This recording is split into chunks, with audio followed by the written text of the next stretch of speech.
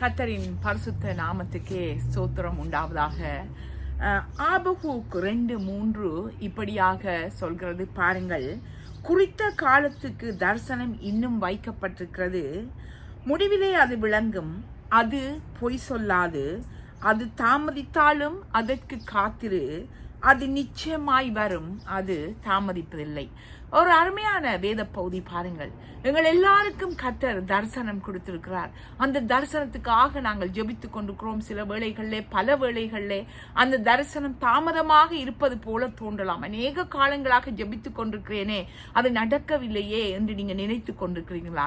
சோர்ந்து போயிடாதீங்க. வேதம் சொல்லுது, அது பொய் சொல்லாது. வாக்கு கொடுத்த தேவன் ஒருபோதும் பொய் சொல்ல மாட்டார். அவர் பொய் சொல்ல மனிதன் அல்ல.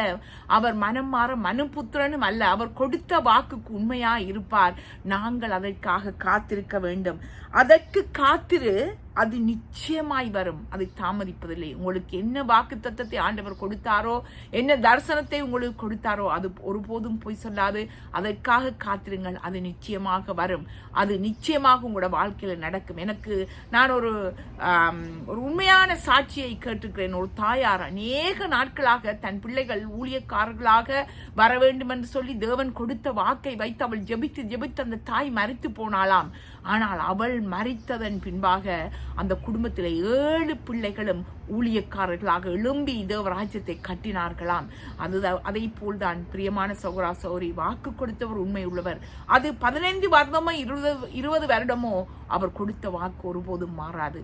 சோர்ந்து போயிடாதீங்க, அதற்காக காத்திருங்க, அது உங்களோட வாழ்க்கையில் நடக்கும். ஆமேன். God bless you.